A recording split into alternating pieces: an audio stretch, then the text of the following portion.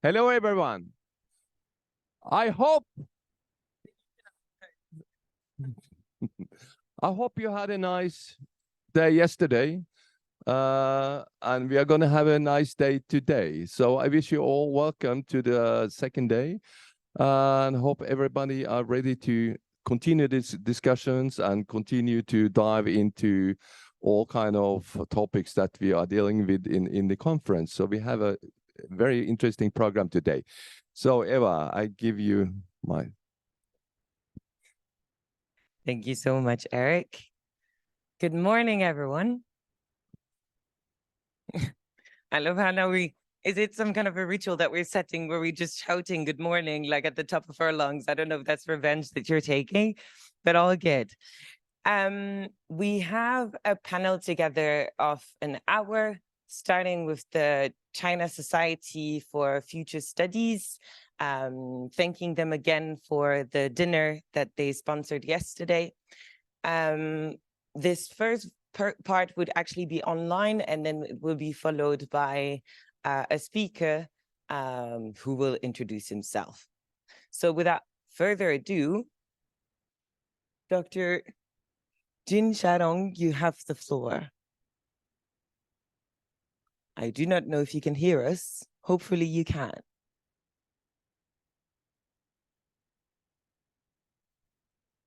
Hello, everyone.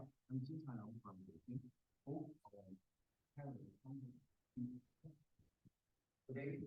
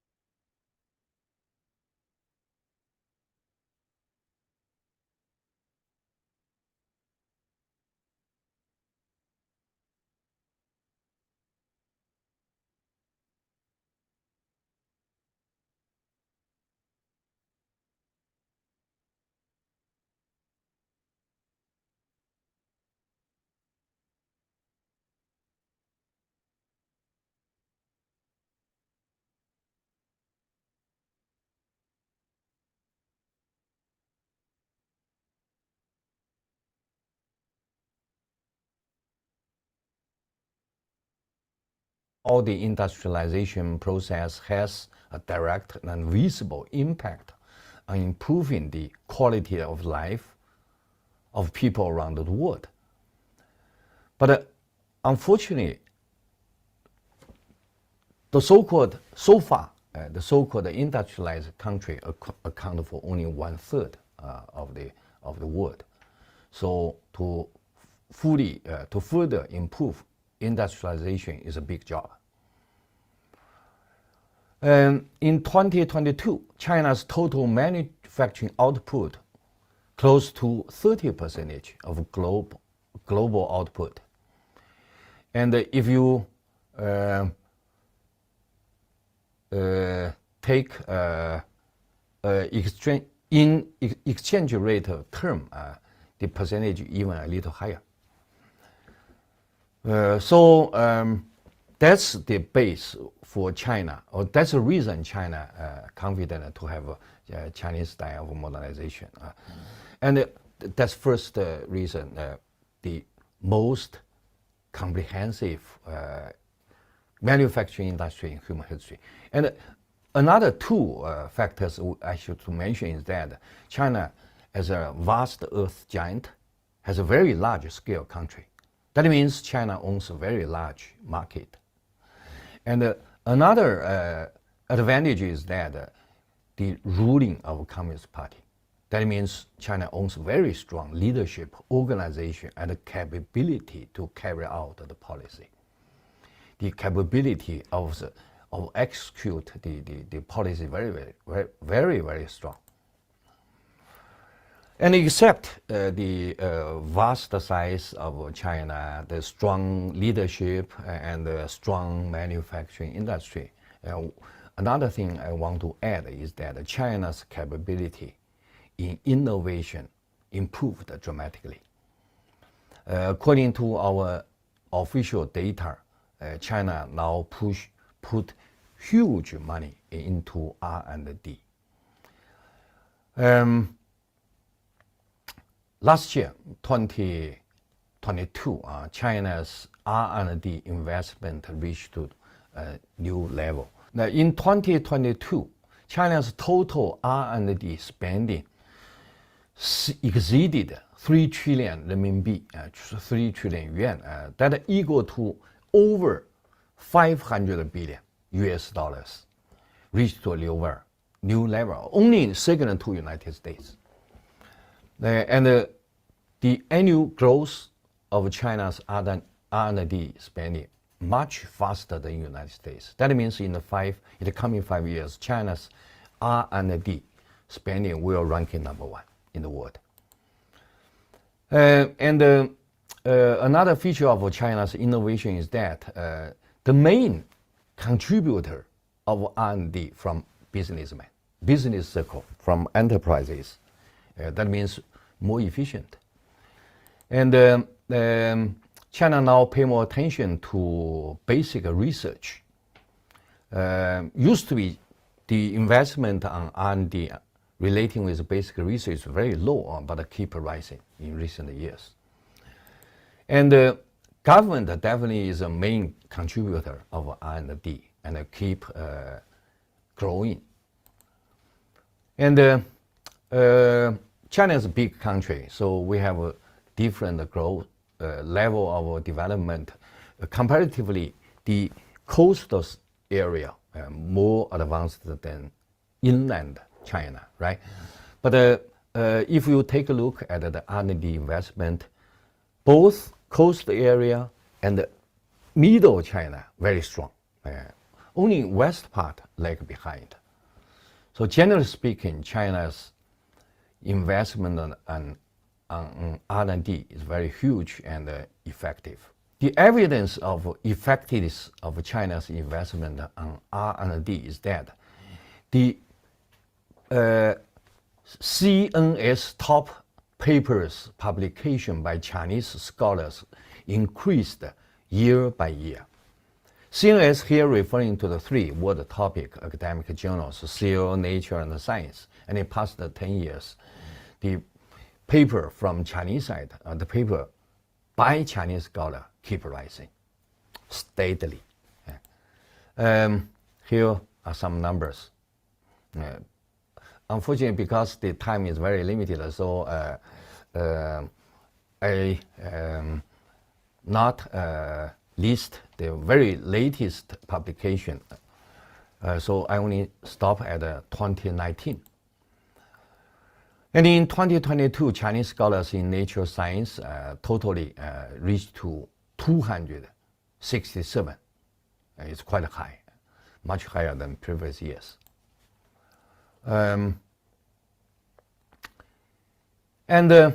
Another evidence of the effectiveness of our R&D investment is that the number of effective invention patents from China ranking #1 in the world.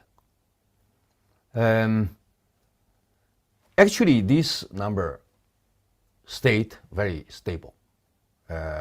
China's patent ranking #1 for nearly 10 years already. Here are some numbers.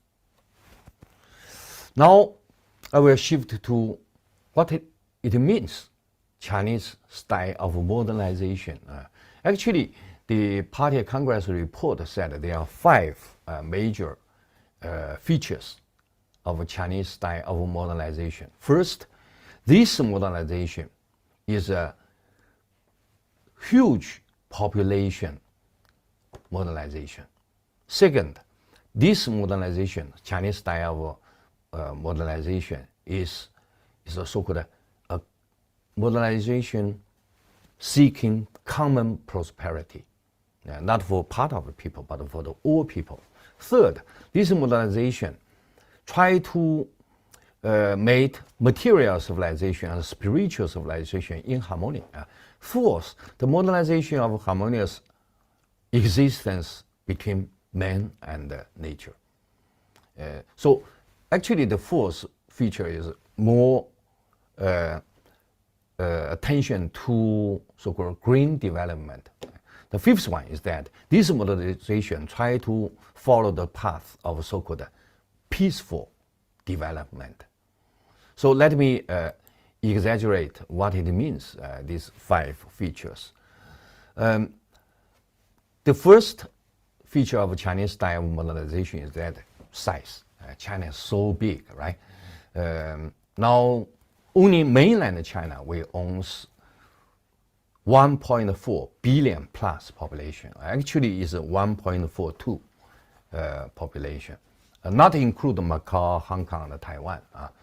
If someday Taiwan unified with mainland China, will owns over 1.45 population, larger than that of India. And up to date, the modernization only exists in comparatively small countries. The largest one is the United States, right? 330 million. But China's population larger than the whole West, right?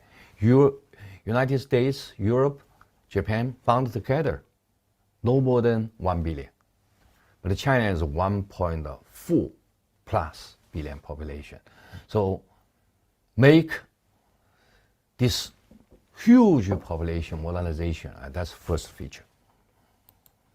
According to our leader, President Xi Jinping said, what means China's modernization? No one people lag behind, right?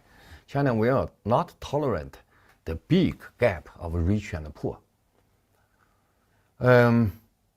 So if China's aim of huge size modernization be reached, that means the industrialized population in the world will be double, at least double, right?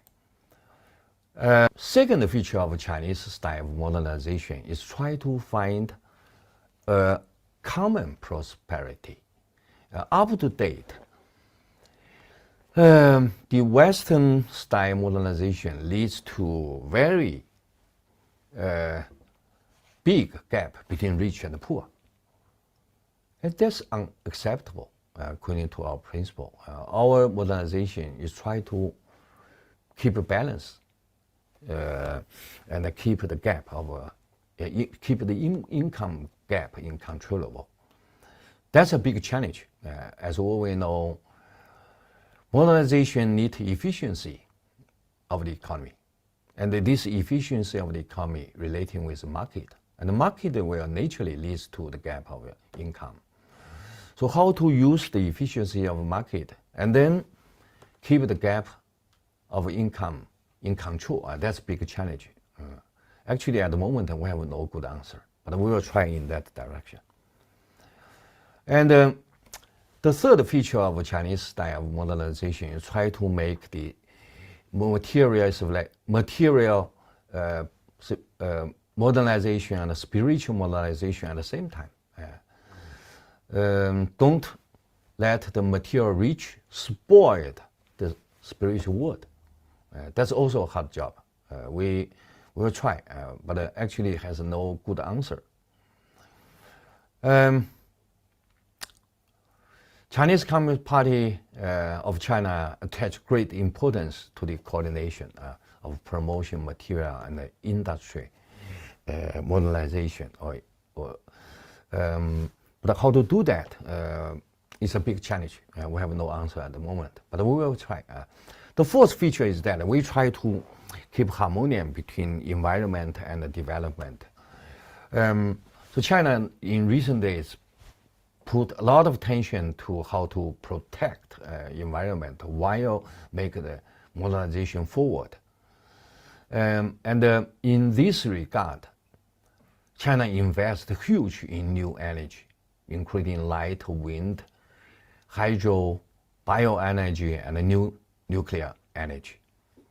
And has made remarkable achievements, benefiting its own people and the outside world. Here there are some numbers you can see. In this new regard, new energy, China invested huge, much more than United States, much more than other Western countries. And finally, the fifth feature of Chinese style of modernization is that China will try to have a peaceful development. Unfortunately, up to date, the Western style of modernization experienced imperialism, colonialism. To some extent, the success of Western modernization in the price of non-Western countries. And China will try to avoid that way. China will do its best to avoid military conflict with outside world. That's also a good, very, very big challenge how to do that, because China facing some security challenge like Korea Peninsula and some potential dispute with neighborhood. But China will try to do its best, restrain herself to avoid any military conflict. But one thing perhaps exceptional, that's Taiwan. China considers Taiwan is part of China, and China will seek unification.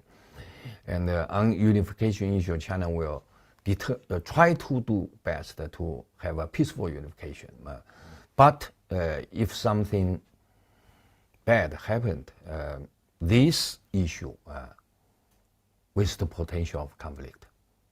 If that happened, that definitely is a tragedy.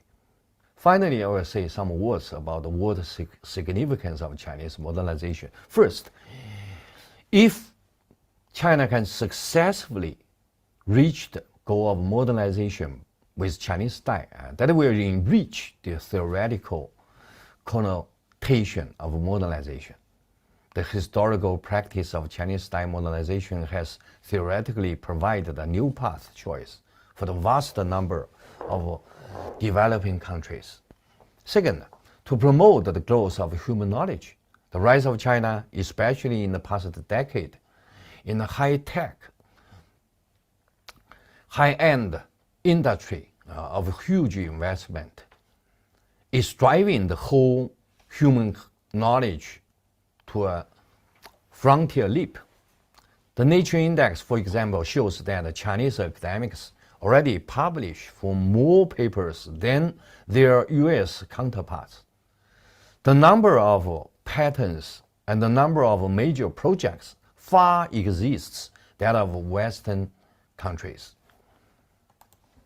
Third, to the benefit of developing countries, the historical practice of Chinese-style modernization has at least double the population of humankind entering modernization. And that is on the basis of original population of more than 1 billion Western developed countries.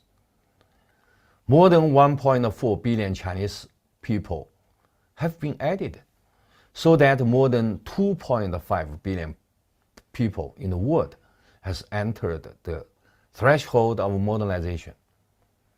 If Chinese-style modernization can continue to inspire and drive the whole third world or global south, it will certainly provide substantial help to developing countries, thus vigorously promoting the modernization level of mankind to a new level, and laying a solid material foundation for promoting the construction of a community with a shared future of humankind.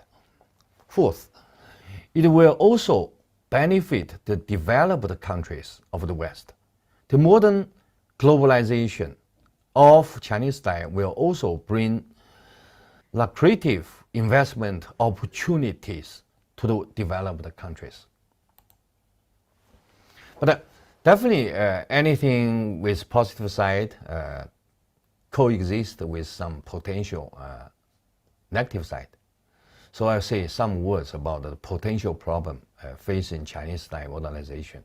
First, the West developed countries are generally resist to see the Chinese-style modernization, which will bring risks such as geopolitical confrontation and geo-economic competition. Second, some developing countries may also think that China is too powerful and thus fear the competitive challenge from Chinese enterprises and Chinese workers. Now I'll shift to the future prospect of Chinese-style modernization. I think China will form an even closer development community with other developing countries. And the Chinese enterprises will also be more closely aligned with the actual needs of developing countries and properly handle international competition with the attitude of extensive consultation, joint contribution, and shared benefits, so as to lay a more solid foundation for mutual trust between China and the Belt and Road Cooperation countries for sustainable development.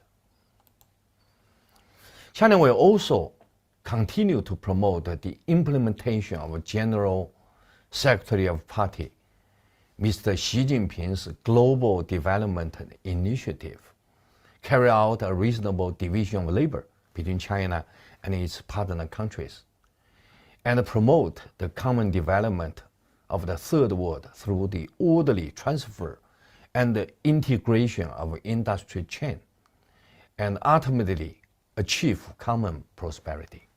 That's my opinion shared with you. Welcome your comments and critics. Thank you again.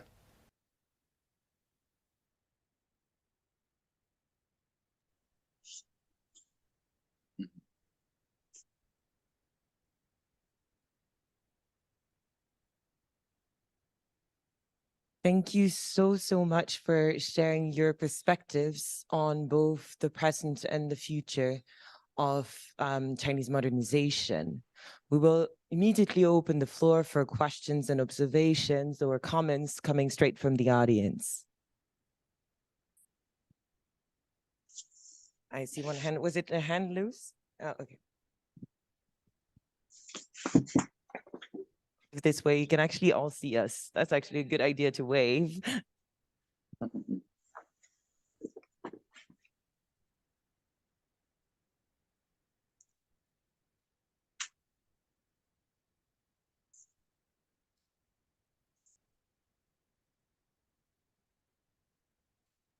sorry, in 2015, there was a Chinese initiative on developing a global power grid around uniting all the countries and allowing us to trade solar energy from the half of the globe that happens to be in the shade to the half of the globe that happens to be lit up, and then change places 12 hours later.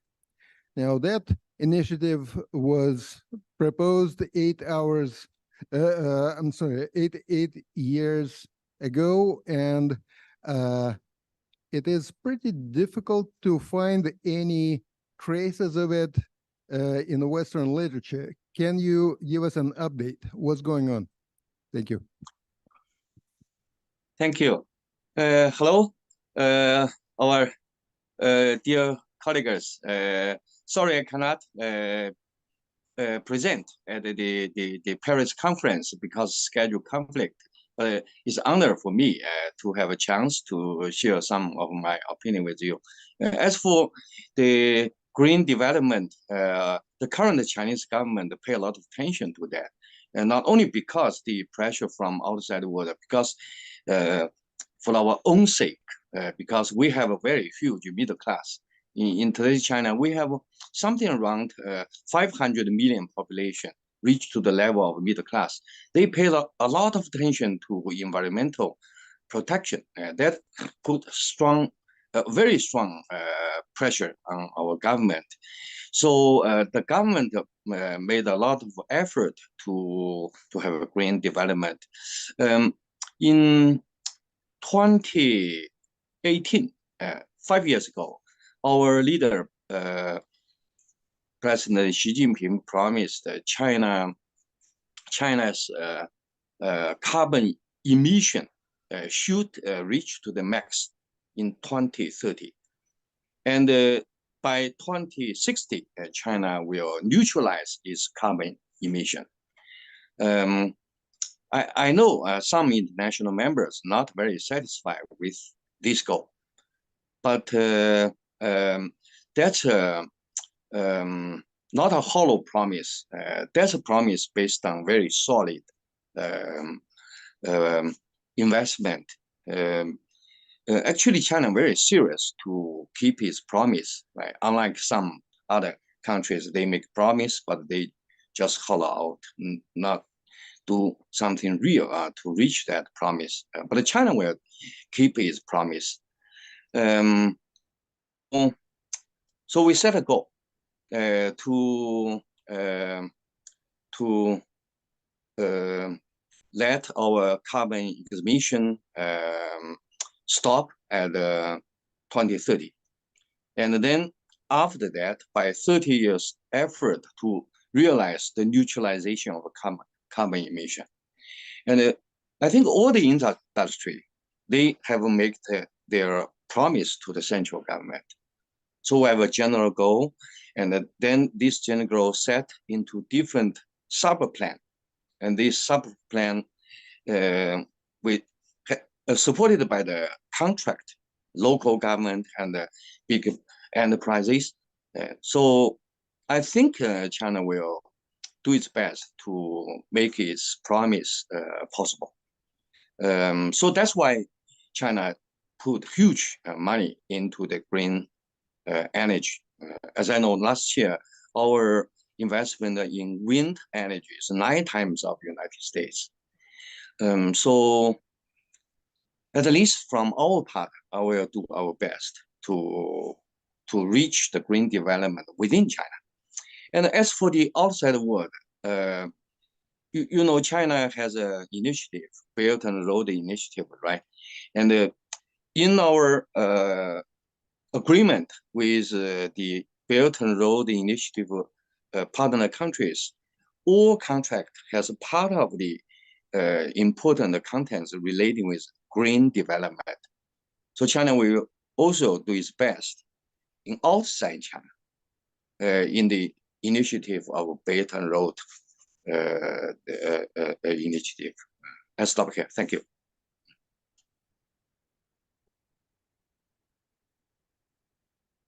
Thank you very much.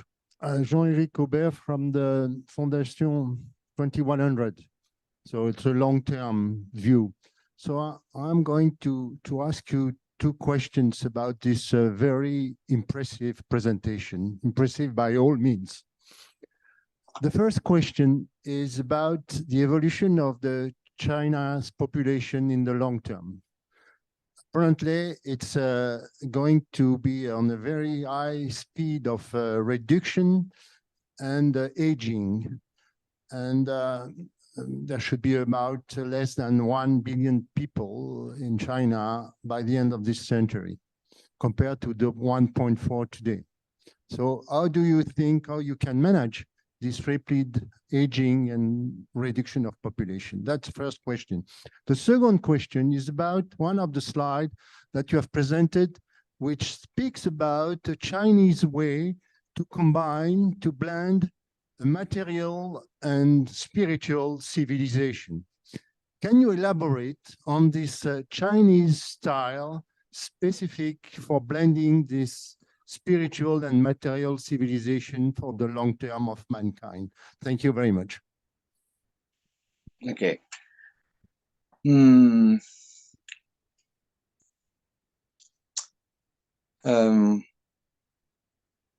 As for the population,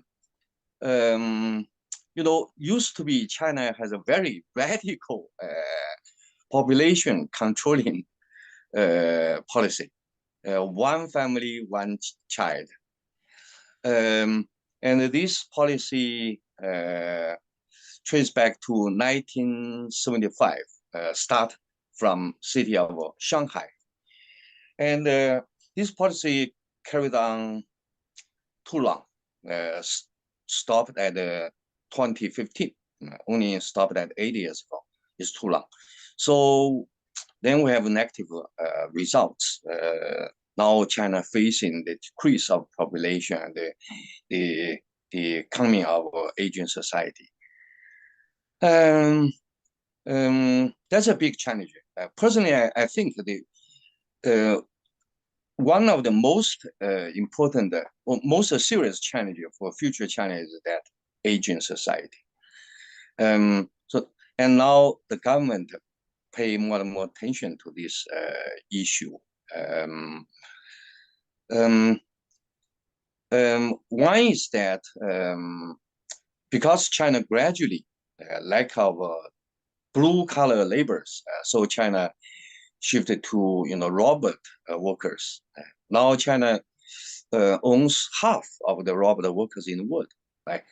So relying on machine, the efficiency of machine to replace to address the problem of shortage of labor. That's one way. Just address this issue by technology. Another policy is that some local governments start to encourage the young people to have more kids. The central government has no policy at the moment, but the local government start to do something to encourage young people to have more children, but they're not very effective at the moment.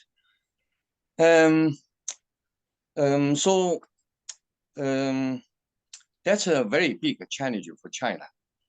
Our neighbors like South Korea, like Japan, they have this problem already, right, for quite a long time. And China just start to facing this problem. And how to do that, we have no good answer. We still in the process to find a better solution, but no answer.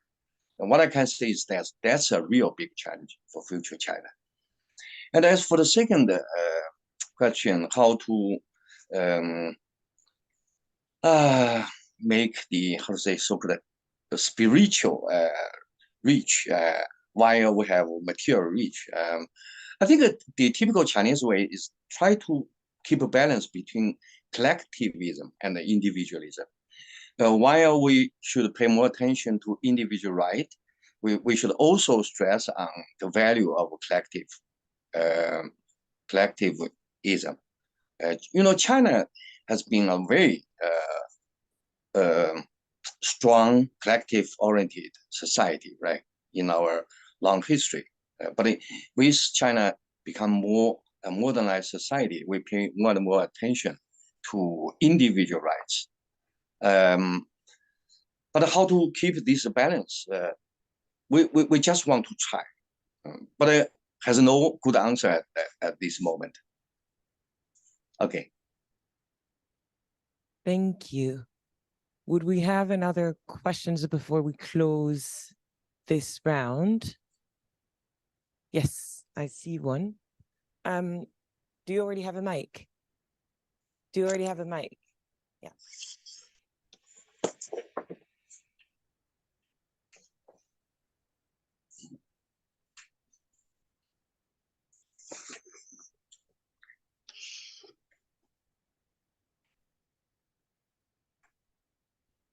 Hello, thank you very much for a very interesting presentation.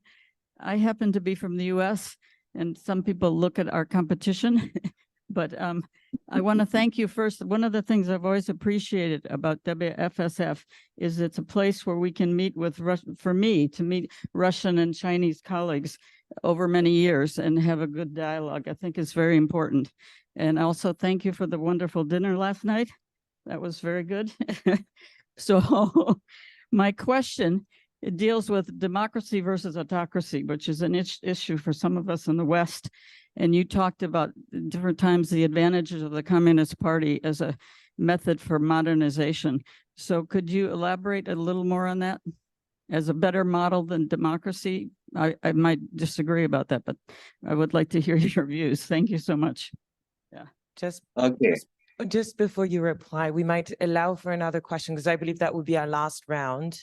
So if there's another question that you wish to ask, then back and over to you, Dr. Canrong.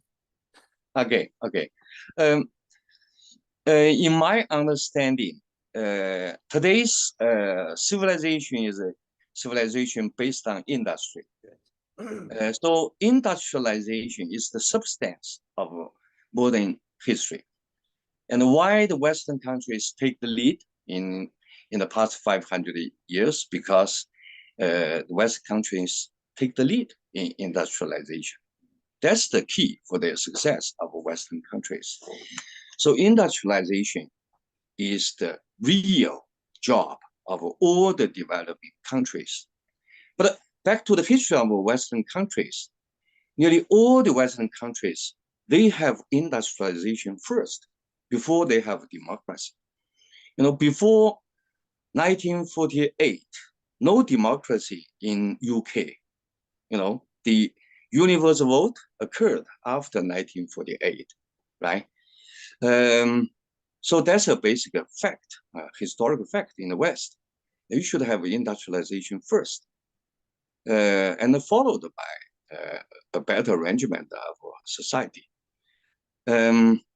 Japan, so Four Little Dragons, when they reached their modernization, they threw so-called new authoritarianism, right? So that's a basic fact. In the West, the leading modernization nations, they have industrialization first, then followed by democracy. That's one point. The second point is back to the history of the United States. At the very beginning of the United States, the founding fathers, they hate the term of democracy. They use the term republic, right? Only after Andrew Jackson elected as president in 1828, democracy become acceptable term. And only after Woodrow Wilson, democracy become very positive term. So in China, since 100 years ago, we accept this concept, democracy, science, market economy, rule of law.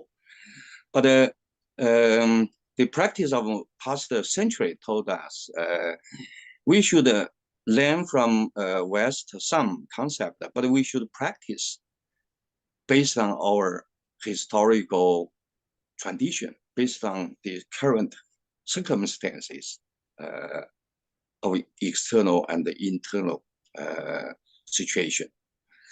So at the moment, the ruling party of China is basically a very new authoritarian oriented party, something like Singapore. I myself like to say in this way, if you want to understand today's China, then you consider China as very big Singapore. That's the real China. Don't confuse by the term communism. You know, we have the ruling party, Chinese Communist Party, but if you want to understand the reality of Chinese society, Chinese politics, the substance of Chinese politics, then I advise our colleague to understand in this way. China is a very big Singapore, very modernization oriented, industry oriented. That's my answer. Thank you. Thank you very much. I hope that I'm not speaking only on behalf of the audience to say that this was really interesting to actually get Chinese perspective that personally I don't always get to hear. So thank you so much for sharing that.